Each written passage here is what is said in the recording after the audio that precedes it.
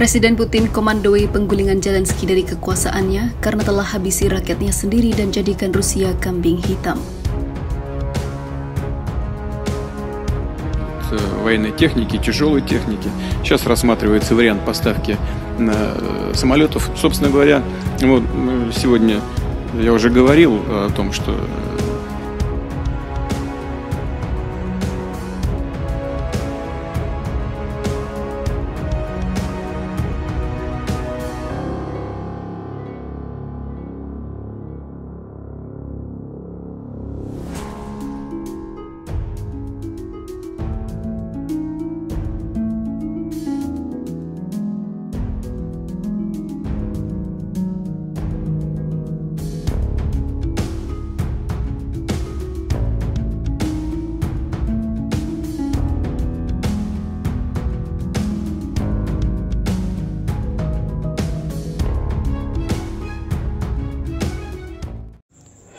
Hai para penonton Central News, sebelum lanjut jangan lupa subscribe dan lanjut tekan tombol Super Thanks.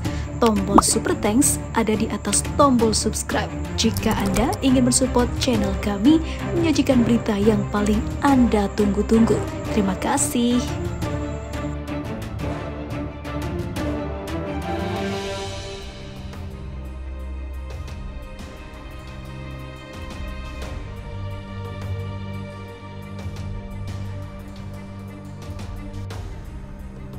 Kini, kondisi Zelensky dalam bahaya setelah kabar desakan kudeta militer. Presiden Rusia tak segan-segan melakukan penggulingan kekuasaan atas aksi curang Ukraina yang telah habisi rakyat sendiri.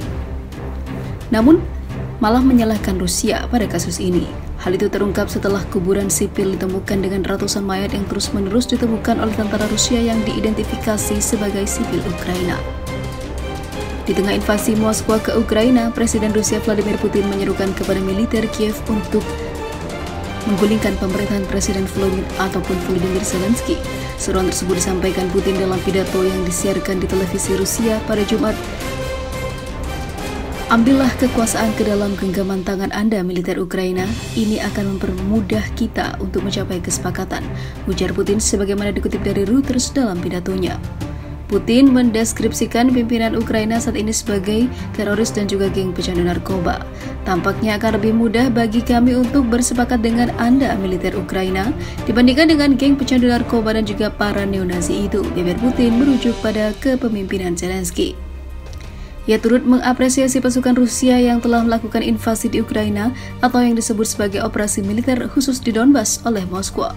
Menurut Putin, pasukan Rusia telah bertindak secara berani, profesional, dan juga heroik.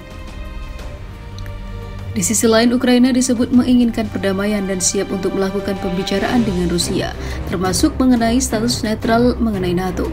Penasehat Presiden Ukraina Mikhailo Podolyak menyatakan jika pembicaraan tersebut memungkinkan, itu harus diadakan agar juga menyelamatkan posisi Zelensky. Jika Moskow mengatakan ingin mengadakan pembicaraan termasuk dalam status netral, kami tidak takut dengan ini, kata Podolyak dikutip dari Reuters. Kesiapan kami untuk berdialog adalah bagian dari upaya kami yang gigih untuk perdamaian, imbuhnya. Ukraina saat ini diketahui bukan bagian dari NATO atau Uni Eropa, meskipun ingin bergabung dengan keduanya setelah protes pro-demokrasi menggulingkan Presiden Ukraina, sekutu Rusia, pada tahun 2014. Moskwa mencaplok semenanjung Laut Hitam Crimea dari Kiev yang kemudian mendukung pemberontak yang memerangi pasukan pemerintah di timur negara itu. 7 tahun kemudian, Presiden Rusia Vladimir Putin menginvasi Ukraina dari udara, laut, dan juga darat pada Kamis dan pasukannya maju ke ibu kota Kiev.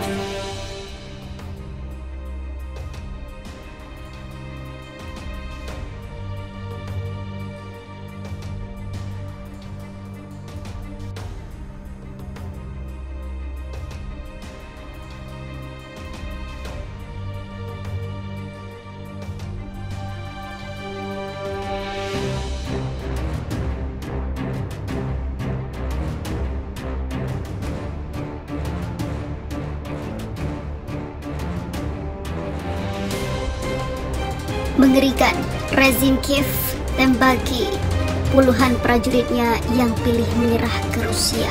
Inilah kejahatan perang sesungguhnya rezim pelawak. Kiev dikabarkan sengaja mengeksekusi para personel militernya yang memilih menyerah dalam pertempuran melawan Rusia. Klaim itu diungkapkan oleh Kementerian Pertahanan Rusia dalam publikasinya yang dikutip Bisnis pada hari Jumat, April 2023. Rezim Kiev dengan sengaja menghancurkan personel militernya dengan tembakan artileri untuk menekan upaya meninggalkan posisi mereka dan mundur di bawah serangan pasukan Rusia, tulis keterangan Kementerian Pertahanan Rusia. Laporan Kementerian Pertahanan Rusia menjelaskan peristiwa itu terjadi pada 5 April 2023. Saat itu kelompok pasukan selatan Rusia di daerah pemukiman Avdiivka Donetsk melakukan operasi aktif untuk merebut benteng musuh. Selama pertempuran, demikian ungkap Rusia, Komandan Unit Brigade Mekanik ke-53 Angkatan Bersenjata Ukraina yang berada di benteng melalui saluran radio terbuka menyatakan bahwa unitnya yang terdiri dari belasan orang telah secara sukarela meletakkan senjata mereka dan menyerah. Untuk menjamin keamanan tentara Ukraina yang menyerah keluar dari benteng, serangan dan pertempuran dihentikan sepenuhnya. Adapun karena pertimbangan waktu gelap pada hari itu, prajurit Ukraina ditempatkan di ruang istirahat, selanjutnya dipindahkan ke zona belakang grup Rusia. Namun pada malam hari, artileri Ukraina dengan sengaja melepaskan tembakan keras ke tempat peristirahatan prajuritnya yang menyerah.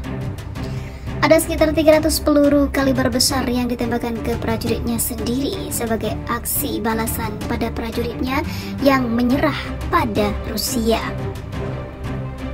Akibat serangan artileri yang disengaja oleh Angkatan Bersenjata Ukraina, membuat puluhan para militer Ukraina yang menyerah tewas seketika. Adapun sampai dengan kemarin, Rusia mengatakan telah menghancurkan 406 pesawat Ukraina, 228 helikopter, 3.684 kendaraan udara tak berawak, 415 sistem rudal anti pesawat, 8.554 tank dan juga kendaraan tempur lapis baja lainnya. 1078 kendaraan tempur dan berbagai sistem peluncuran roket, 4.515 artileri lapangan dan mortir, serta 9.319 unit kendaraan militer khusus Ukraina.